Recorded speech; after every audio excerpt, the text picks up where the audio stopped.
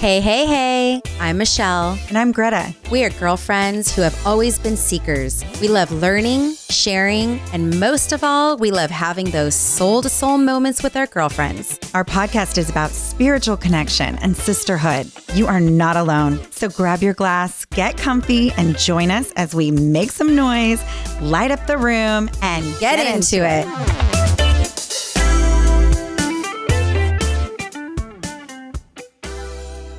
Hello, beautiful people.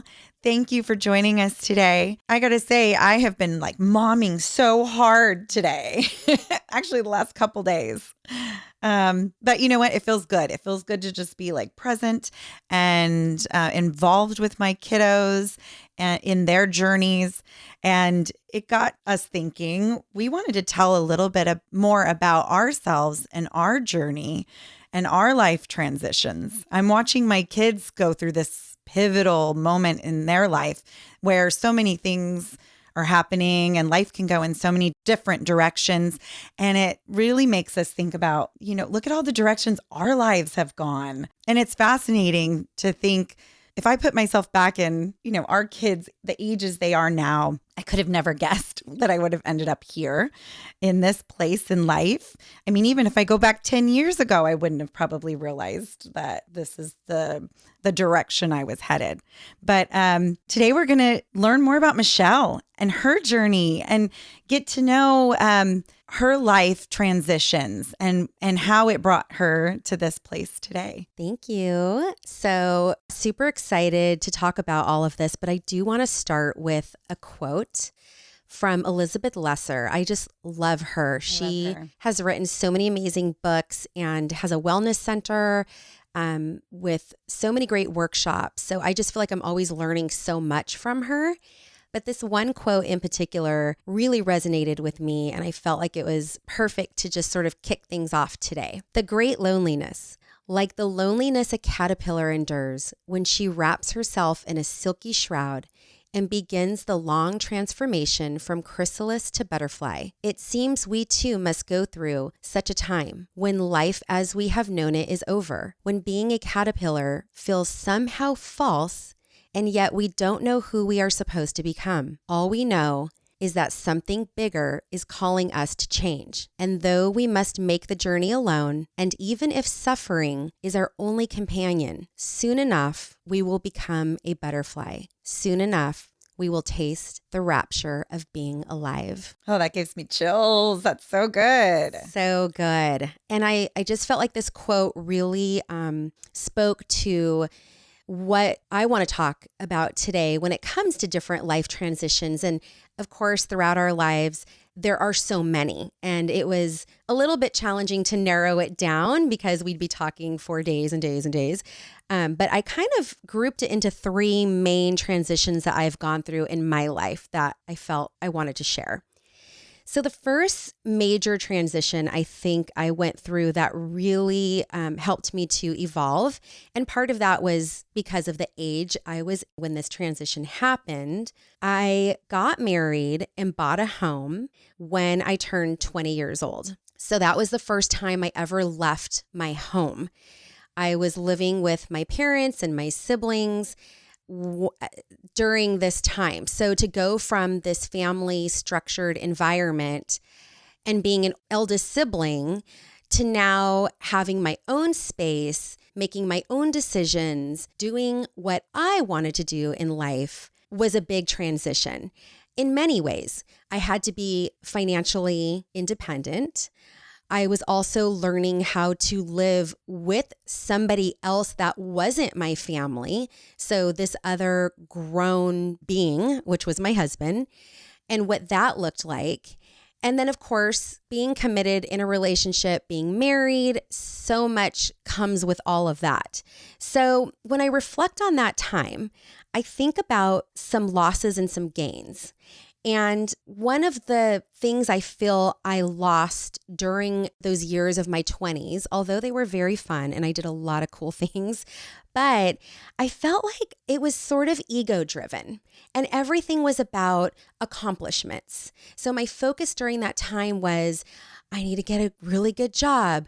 I'm going to start going to school. Check off the boxes, right? Check off those sort of worldly boxes of, I get to hang this degree on my wall, and I'm making X amount of dollars now. And I just bought myself this kind of car. And so that was really my focus, as everything was ego driven. And I wasn't so much in the present moment. So my goal each week was, what am I going to do this weekend? Who am I going to have over? Where am I going to travel to? Everything was so fast paced. And so part of the loss also was just growing up so fast.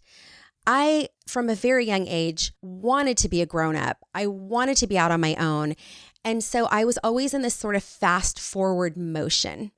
And it wasn't until I really would say I started deepening my spiritual practice, which came later, that allowed me to really slow down and just really dive into moment by moment experiences. So when I reflect on the 20s, they weren't a bad time. They were a huge time of growth. And marrying my high school sweetheart, we actually waited about 9 years from when we got married to have our first child. So we evolved and grew and learned all kinds of things together. But like I said, the sort of fast forwardness of life, my message was really like, oh, you need to start slowing down. But I gained some awesome things also. Buying a house at 20 years old, I was in a good place financially. And, we did get lucky. I mean, nobody gave us money for a down payment, but I will tell you, we went into a very new development that was about an hour away from where we grew up. And my husband happened to be in the military. He had just gotten out shortly before. And so we're sitting here looking at this house that cost at the time $138,000. And we're thinking, much money right? Back then, yeah. Like, oh my gosh, how are we going to do this? And the woman, asked some questions, and we got to the point that, yes, he was a vet, and he got out of the military disably discharged. And so from an accident that had happened. And so at that time, they had this great loan, and all you needed was $1 down. And so my husband literally reached in his pocket. He's like, I got $1 right here. And I'm like, yes, let's do this. And now we just bought a house. And we have some big bills, and it's all going to be fine. Grown-ups now. I feel like this was a significant thing to talk about, and we could just dig into each of these so deeply, but I want to sort of show the evolution of what happens throughout the timeline of your life and the different types of transitions that people go through. So that one was sort of the first, flying of the nest, becoming independent, where my focus was, and then what I learned from it. And so I really think about this quote. I'm going to drop a hell of a lot of quotes today because I just feel like they sum things up so well. And so this one is from my girl, Brene Brown. So she says, I want to be in the arena. I want to be brave with my life. And when we make the choice to dare greatly, we sign up to get our asses kicked. We can choose courage or we can choose comfort, but we can't have both, not at the same time. And throughout that time of my life, it was all about choosing courage. I just stepped out and tried everything. I wanted to work in San Francisco, which I did. I was buying this home, which was a big deal. I was getting married. It was just at that time of my life, everything was, let's do this. Let's do this. So yes, some of it came with discomfort. There were, things I didn't know how to do, like cook. And, that was a little bit of a challenge in the marriage. It's funny. I used to always make this. Don't laugh because you are like an amazing chef. And so saying this as somebody who is so experienced in this area is silly, but I would make steamed chicken, steamed teriyaki chicken, and steamed rice and steamed vegetables. And the reason why I would do that is because for my wedding, somebody gave me this like 3-tier machinery. I don't know what you call it, something for the kitchen. And you could do all that at one time. So it was just hella easy. And I'm like, hey, and you had your protein, your vegetable, and your carbs. Done. And easy cleanup. The most important thing. And we had it like every night. Eddie's like, and I'm over the chicken and rice. Right. It's probably the most healthiest we've ever been in our lives. But Anyway, so that was, those were some of the challenges that I had faced as well. That seems so simple, but it is still my struggle till this day. Like cooking has never really been something that I have yet mastered or had a desire to do. But anyway, we all eat and everybody's healthy and good. So I have this, period of time in my life in my 20s where I'm just traveling, really working on career stuff. And when I talk about career stuff, I was in the legal field throughout my 20s in different arenas. So law firms, courts, conflict resolution firms. And I was debating at this time about becoming a lawyer or not. And right at this pivotal time in my life, I was also being offered higher level positions and opportunities to actually move. Some of those places were like Boston or San Diego or Irvine. And at the same time, my husband was also becoming more experienced and elevating in his career. And so at the age of 28, we decided we would have a child. So this brings me into my next transitional moment in my life where you make that decision to have kids. And then you have to make that decision if you have the opportunity, which I did. And I am so grateful and fortunate for that. The opportunity was, do I want to stay home or do I want to now elevate in your career? This is what women are faced with all the time. Yes. And that was a really difficult choice because I kind of got high on, getting my suit on in the morning, jumping on the BART train or driving to the city or jumping on a plane to, the East Coast. It was fun. And I met a lot of amazing people. And so to now be faced with, do you want to keep going in this direction and figure out some childcare situations, or do you want to stay home and be home alone with this baby? Talk about a juxtaposed position because it's so opposite of that fast high life you were living to just then be home and isolated with this newborn baby. Yes. So I chose to stay home. We chose for me to stay home. And at that time, I had just moved to another home and I didn't really know anybody in the neighborhood. So here I am with this baby and I had a healthy baby. I had so many things to be grateful for, so many blessings, a beautiful new home. My husband's job was, going well, although at the time it was kind of crazy because interest rates were like through the freaking roof. And so financially, we also had to make some shifts there too, where, the money that was flowing in during the 20s, it's like all of a sudden I don't have a job anymore. We had to make some cutbacks on how we were living our life. And so again, transitions, where that wasn't as big of a concern when I was working full time. So chose to stay home. Well, yeah. Wait, I'm sorry. That was during like the housing market crash or right before it? Maybe. So this was right before. It was in 2004 when I got pregnant, 2005 when I had my son. Mm-hmm. Yes. And things got really crazy. Yeah, that was our first real depression, or what do you want to call that? Yeah, that is when the housing market went bananas. And guess what? I had my second child at that time. So, it's like all these different phases of life. There are additional challenges that are happening at the same time. Outside forces. Yeah. So here I am in this neighborhood trying to figure out how my day is going to go. And every morning I'd wake up. Again, I was caught in this, I need to fill my day. I need time to just go by because the older he gets, the easier things will be, the more sleep I'm going to get, so I started signing up for everything. It was like mom and me yoga, music together classes, sign language. I mean, whatever I could do, I was there.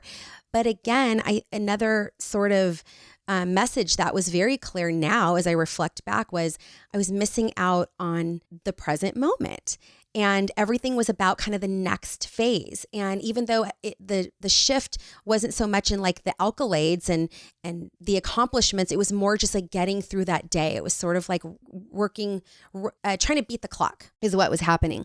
So during that time, I was struggling with feeling undervalued, not being in the present moment. Those were some of my challenges. Like, how do I look at my life and think that I'm providing something that is of value? And so that was my own judgment on myself, because again, reflecting, it's like, oh my gosh, I was so lucky to be home with my children and given this opportunity that now it's like, if you can only go back. I know. You can only go back on those moments. So that was the loss. The gain though, at that time for me was I definitely had time to explore, and the moments that I was at home and in some of those very limited times of being quiet, I did some, journaling and really started thinking about what I wanted to do, because I knew that I couldn't stay home full time forever. That was very clear to me. And so I like that you're bringing that up. I think a lot of women need to hear that. If you're at home and you're not being fulfilled by your baby, it doesn't mean you don't love them.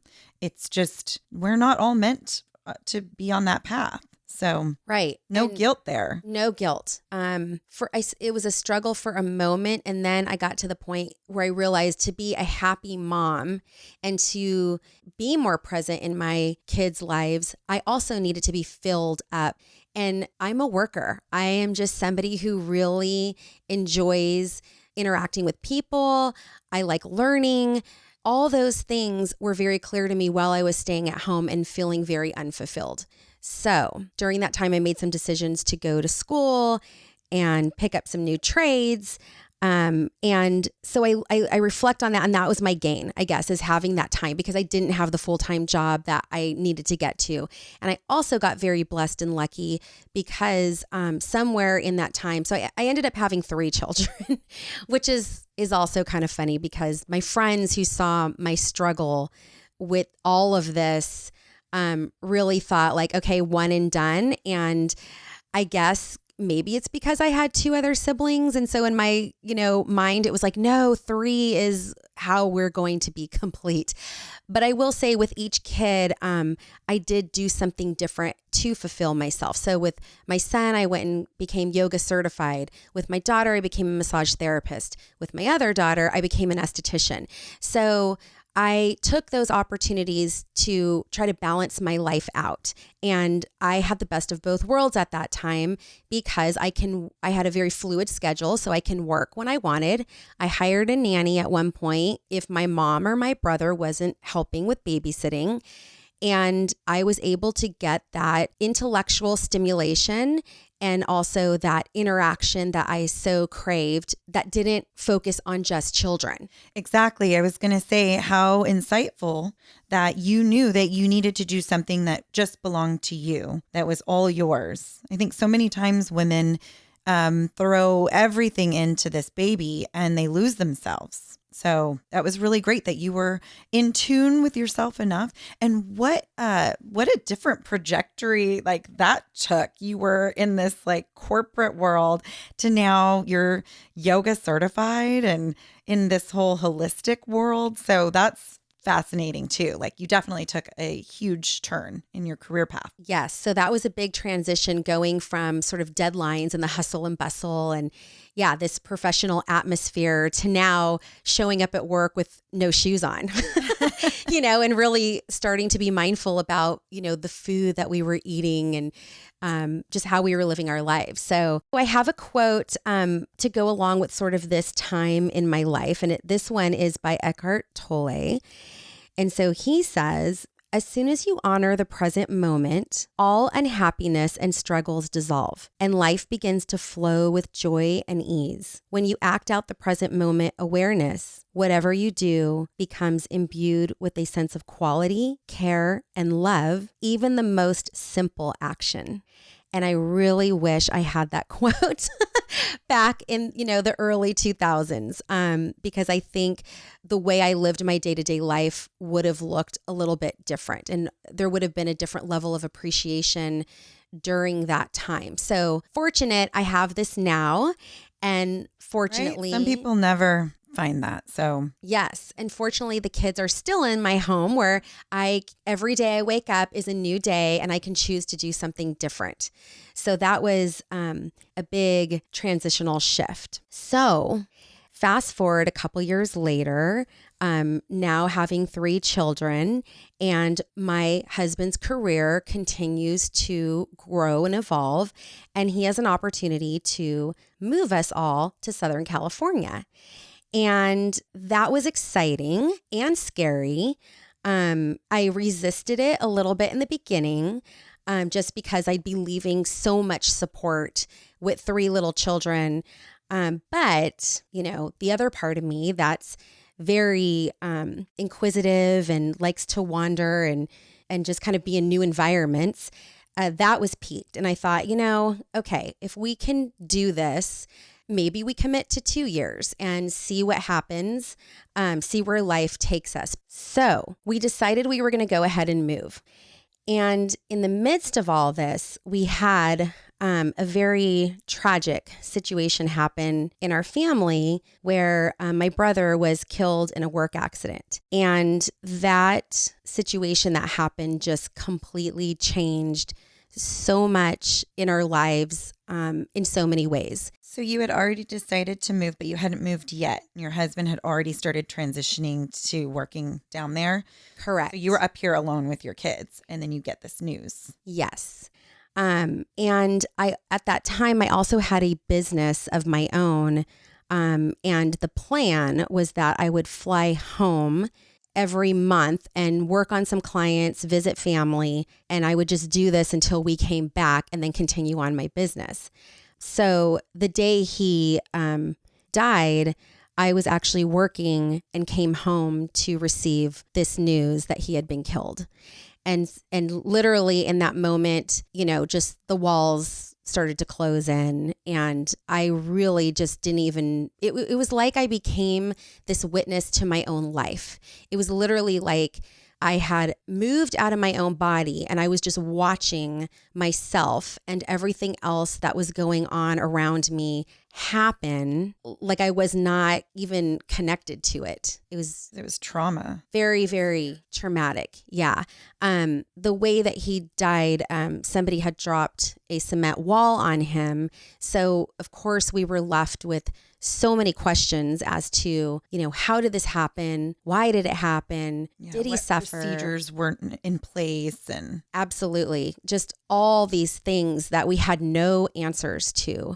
And so, yeah, it was very crazy. And my brother had a 5-year-old daughter. So at that time also, I was the one that told her that he had passed away. So I was also put in these roles of kind of holding this family together. And it was a very just dark, trying time. In the meantime, I've got, my own kids who are grieving, and now their levels of anxiety are going up because if this uncle of theirs, something like this can happen to him and he can be gone in, a blink of an eye, then who's next, and they sort of looked at us like, are you going to die? Is dad going to die? Who's going to die next? And it became very real. Death became real. Wow. Yeah. Yeah. You can't go back in time from that. Once something like that happens, even at no matter what age you are, that changes you. It completely changes you. And you really start to, at least in my experience, question your purpose in life. And also just the timing of how things happen. So at that time, I had to go into full-on action mode because I was the person responsible for getting everything done with the funeral, holding the family together, and then, wrapping up everything we had to wrap up to then move to this new area where we actually knew nobody. And at the time, we extended the offer to my brother's daughter and her mom to come and live with us. So not only was our family transitioning from what was normal, the home that the kids had been brought into, the schools, everything that was happening at that time, we're now in a new area. We're all grieving, and we've got 2 extra people living with us during this time. I also had to make the decision during that time what to do with my business. And because I was so overwhelmed, and so just deep in my grief. There was no way I could provide services such as massage and skincare to clients. So I had to make the decision to pass my business over to my partner. And so many changes were going on at this time. And at the same time, my husband, had taken on this new job. And that is something that people talk about from a psychological perspective, moves, death, new jobs, all these things are such big, movers and shakers, and the cause for a lot of divorces and a lot of suicides and other types of things. So we had like all of this piled on. Going on all at once. I don't even know how you got through all of that. All at one time. I will say this. So when I reflect on some of these moments, the loss is obvious. It's the loss of the life that we used to have, the loss of the person that I loved, loss of an old self, like who I was before all this happened. All of that was shed. But the gain, and I think this is where I want to focus a lot of time, is the gain was in the deepening of faith. And it was gaining gifts of compassion and empathy and wanting to be of service to others, even though in this time, I felt like I didn't even want to get out of bed. I mean, there was definitely some depression going on. My husband and I, in our marriage, things were suffering. However, he was extremely supported, and he had his own grief and had to deal with supporting, 7 people in a home. And it was just a really, really crazy time. So some of the things that I did to help me move through this were I jumped into, Bible studies. I took a lot of walks where I would walk up and down hills and just look at the mountains in front of me. And so all these things I talked about present moment in the past where I was not in that space, was I ever in that space during this time? I mean, breath by breath, everything just slowed way down. And anything that was something I used to rush around doing, whether it even be like cleaning the house or, making sure bills are getting paid, going grocery shopping. I mean, all those things just went into like slow-mo. And every thought was like, how am I going to get through this next moment? What do I need to nourish my body so that I can pick my kids up from school and hold space for their grief when I really felt like I had no space? So the transition at this time of who I was, I remember digging deep into that question, like, what is the purpose of life? Why are we here? If people can just be removed in a blink of an eye, why get up every morning? Why try so hard? And so there I was again, left with so many questions. And I don't think if anyone came over and answered every one of my questions that would have even given me satisfaction, because at that time, it's like I just had to go through this darkness. I had to be in the trenches with this. I had to feel all the feels. I had to feel my heart breaking in two. Yeah. I had to feel just this emptiness. But at the same time, there was this richness of, oh my gosh, I have these 4 children in my home, and this is a space where they can cry and get angry. And I would watch this happen. I'd watch them comfort each other.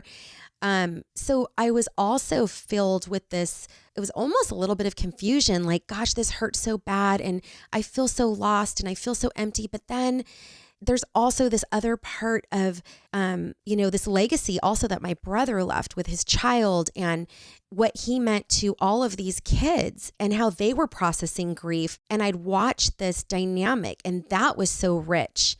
So I guess that's what they mean when you're in that present moment, is you can truly be aware of all the things, not just the hard parts, but the amazing things that are happening at the same time.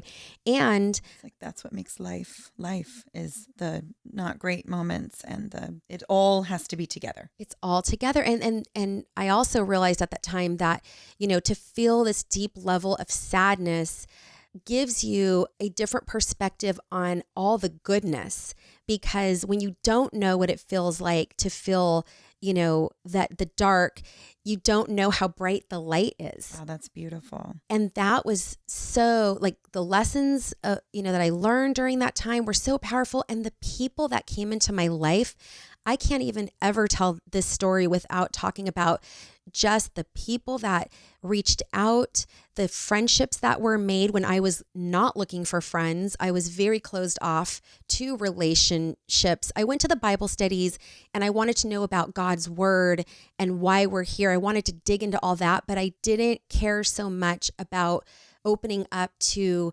new friendships. I just felt like I had a place where you wanted to make friends. Yeah. No, I felt like I had nothing to give. Like, if somebody comes to talk to me, what are they going to gain from where I am right now? But I shared my story. I shared my story with the people at Trader Joe's. I shared my story at the banks when I was closing accounts. I shared my story to closing your brother's accounts. Yeah. Closing my brother's accounts. That's the hard stuff you have to do in these so hard. And you know what, on another podcast where we can really dig into more of the details of what happens when somebody passes away, because I do think these are important things to talk about. I know this is kind of a side note, but one of the other things a lot of my attention went to was putting together a living trust, which I did not have until this situation happened. And so now I tell so many friends of mine, like, this is such a gift you can give to each other and your family, because, being the person that gets left to figure these things out when there aren't those things available, it just adds to the darkness that you're already walking the pain through. And the grief and you're having a hard enough time getting through the emotions, let alone you got to deal with the financial stuff. Yes. But that is part of what people have to deal with when they're going through these types of things. So I was very aware at that moment. I do believe that all these experiences in the past, some of what I dealt with in my 20s, definitely being in the legal field, because there were some legal situations that came up from this accident. And then after having children and really gaining tools like breath and slowing down and meditating, being in the present moment, all these tools were used in this time. You were being prepared. Yes. And so I feel so grateful for that I had, things that I could turn to, people that I could turn to, that I had gained these gifts as well, to also then essentially be of service to other people. And that was really the gain of what happened during this time. Is I found myself then interacting with so many people that had lost a loved one, not always a sibling, but in different life circumstances. And then I had people calling me saying, Michelle, can you go talk to this person? Michelle, what book would you recommend for this person? And so that part of the experience was so rich. And so much of who I am, which is also what motivates me to be here sharing this story and welcoming stories from others. It can help people that are going through the same thing. You have this unique ability to talk to people that are in the midst of deep, dark grief because you experienced it. And I know you would, if you could, you would change it immediately, but this was part of your journey and this is how you're able to give back. So it really is, at the end of the day, a beautiful thing that you can share his legacy with love and healing. And still keep him alive. I get to share this story however I want to share it so that this person's energy and just who they were in the world is still known. And that helps with the grieving process and with healing. So much of this journey was about healing. It was about opening up to resources. In the past, when I look back at my 20s, I think, okay, as I was, running on the treadmill of life and, spinning on the hamster wheel of the busyness of life, everything was about me. And it was, I can do this. And I can handle it. I'm a strong person and I'm going to prove to the world that, I can get the good job and I can get a degree and I can do all these things. I can, have a successful marriage. And so at this point in my life, it was more about not any of that. It was like, I have got to rely on other people. And so there was this release of control and this point in my life where that part of that transition was asking for help. That was a big, big part of this. So there went the ego. All of it was shedding away. Yes. So when I think about all these different transitions in life, these three, I feel like were such pivotal moments, and each one built upon the next. And so then when this big, big, big one happened, and then there were, of course, a ton more and other deaths that have happened and other moves, lots of other moves, career changes, so many other things happened. But these were really the big pillars of what really holds who I am today. And so, I like to follow up with a quote. So to really kind of wrap this one up, this is another quote by Elizabeth Lesser. And what I love about her is so many things, but I mentioned, she's written books. And one of the books that really spoke to me during the time that I was grieving and moving and releasing my business and all these other things, the book was called Broken Open. And so this quote is from that book. So she says, "When you feel yourself breaking down, may you break open instead." And that is what happened during this transitional time. It was, okay, I'm breaking down. I feel myself going there. And what else can I do to come out, to rise up, to move into that space of learning and growing and helping others? And so it was really interesting too. I love synchronicities and how, the spiritual part of life, just when you're in tune to it, the signs that you receive are so rich and deep. And so right after we had moved to Southern California, we put all the kids in a private school, and it was Christian based. And so one of the verses that they had to memorize, like in the very beginning, was Philippians 4:6-7. And this verse says, "Do not be anxious about anything, but in every situation, by prayer and petition, with thanksgiving, present your requests to God, which transcends all understanding, will guard your hearts and your minds in Jesus Christ." And this was super profound because I started finding that quote everywhere. I'd walk into a bathroom and there'd be a little sign that had this quote. Wow. I'd look at somebody's car and around the driver's license plate would be this quote. Oh my gosh. The kids just recited it over and over again. And this time of really deepening faith and spirituality, I know a lot of times we pray to God, when hard things happen, but this also allowed me to move into this space of like, I'm praying. I want to pray all the time because I know that there is something bigger out there than just me.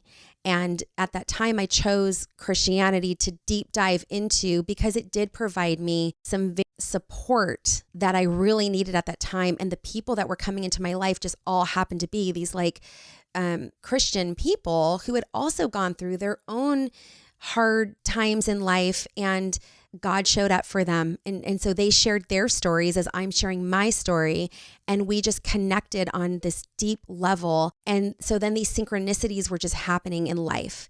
And so, yeah, that verse just holds very special to me. And during that time, anxiety was high.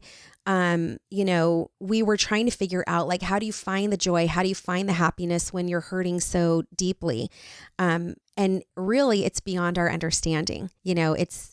Our brains can't even really comprehend the mystery of death and like just the spiritual part of what happens. You just have to have that faith. Well, this is what's so mind-blowing to me is that you dove deeper into your spiritual beliefs rather than so many times people shut out God completely. I've definitely had my moments where I'm like, I don't know if there's a God. This is a pretty shitty thing for him to do if there is. So I would think in a moment like that, when your brother's instantly taken away from you out of the blue, it would have been so easy for you just to be like, I'm done with that. But you did the opposite. Amazing. And I think part of that, Greta, is just what I had learned in my life. So going through these other transitions and gaining all this insight, really, when I read present moment, it wasn't just like this term that's being thrown around all the time. Like I was put into a situation where, that is kind of all I was able to handle is just the present moment. Because when I thought too far into, what tomorrow was going to look like, I didn't even want to go there. Yeah. And so I think when you become so in tune and so aware in that way, that spirit, God, you can really receive him. And you're so open, for that. And so that's when, all these different people that were coming into my life, I'm like, what is that? They were like messengers Yeah. really of peace and love and healing for you at that time. Totally. I mean, the one person we knew in this town was my husband's boss, and I didn't even know him that well. And so all these people that now I look at as my sisters who held space for me, who helped with my children, it was just amazing. Wow. So I People couldn't showed up for deny you. they did. And I couldn't deny what was happening. I had to, I could have closed the door and been closed off to that. But that is what I think, Elizabeth Lesser's book is about, is you can choose to shut that down and crumble. You can do that. And some people need to do that. And I'm not even saying that that's a bad thing, because I did have to go there for a moment. I had to break down. But then the choice every day, even waking up in the morning, was today's a new day. Things are going to be different. I'm going to choose to get up. I'm going to choose to drink some water. Nice. I mean, every moment was talking myself through what needed to happen just to function. Yeah. And so going deep into faith and truly believing that there was something larger in the works, I felt like was my only choice, because the other side of that, I also had a family too, right? And so when you think about people who go through really hard times in life, sometimes you think about like, what's the motivation to get better? And definitely having the children in my home was a big deal. Yeah. That's going to motivate you to get up and do what you need to do throughout the day. Just even getting up and taking care of yourself, like getting a drink of water is hard when you're really hurting. Yes. And when you don't have the answers for the kids, when they were questioning, why did this have to happen? They're going through their own sorrows and difficulties and, just questioning everything. It's like to bring it to a spiritual level and talk about God. I also needed the words, because I didn't have those words on my own. So when I dove into faith and went to this Bible studies and, talked to people in the church and that kind of thing, it actually gave me the language so that I can try to articulate to the kids what was going on. And it helped me. I want to add, I think it's really interesting just sitting here and listening to you talk about the choices that you made in that time period while you were in deep, deep grief and pain. And it makes me think of how important it is in those moments of pain. You decide, what am I going to do with this pain? Am I going to like shut the door and hide from everyone and go into, and sometimes you do need to do that for a little bit. Like, I completely understand that. That's actually more my go-to, or was more my go-to. But then if you can use that pain and help others and go within and put yourself out there while you're broken open, there's just this rawness, this realness that helps so many people, much more than, when you've got it all together and you're not in pain. You really just can't touch people and have this impact until you've gone through something like that, until you're broken completely open and raw, and just there almost becomes like there's no choice at all at that point. It's like, here I am. Yeah. I mean, you definitely learn how to show up for people. And that was another big lesson for me, because I had walked with other friends who had big losses in their life, but the way I showed up for them at that time versus how I show up now is completely different.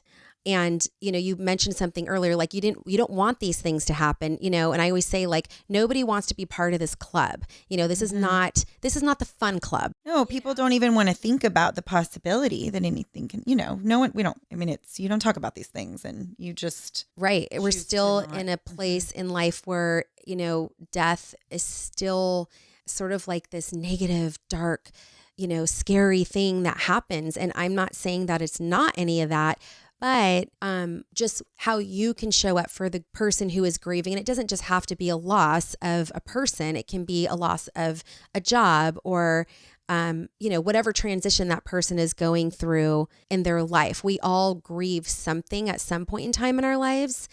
So that compassion and empathy that you receive, that's the gift, that you receive and that you then can give to others. Mm-hmm. How you can connect further and deeper through your experiences. Yes, I will say that those relationships with people who I have walked next to after this happened to me or in my life is definitely so much deeper and richer.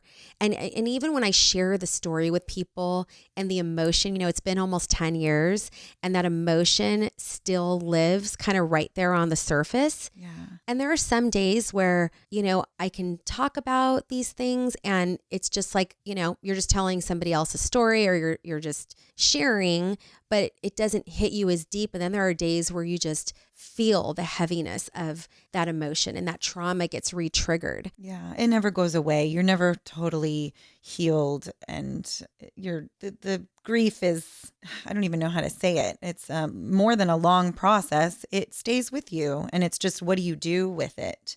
When it does. It's about changing that relationship, I think, with grief, and recognizing when you are in it, because, we all have heard about the stages of grief and it doesn't just go 1, 2, 3, 4, 5. It's like you could be, in denial and then quickly move to anger and then acceptance. And then you're back at denial again. I mean, it's up and down depending on where you are in life. And so as you recognize these things, you can then connect with others as they're going through it too and kind of see where they are. Mm-hmm. Yeah. So obviously all of these things have led you to where you are today. And if you really look at your whole story, it's clear to me why you would then end up on a podcast with me.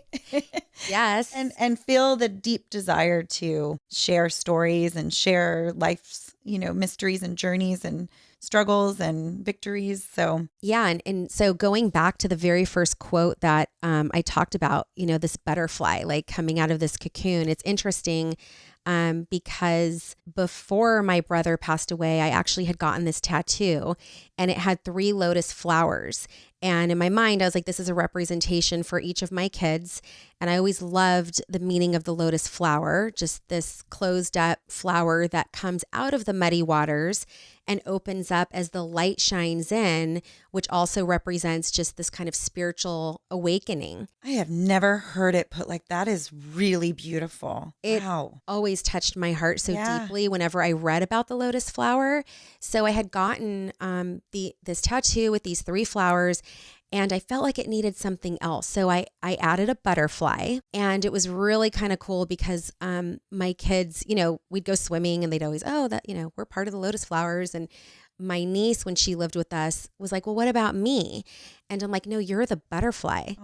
Oh, I got chills again. Oh. And when I got the tattoo, this was all before my brother's death, but there's so much connection and relevance to that transitional time of experiencing what I had went through.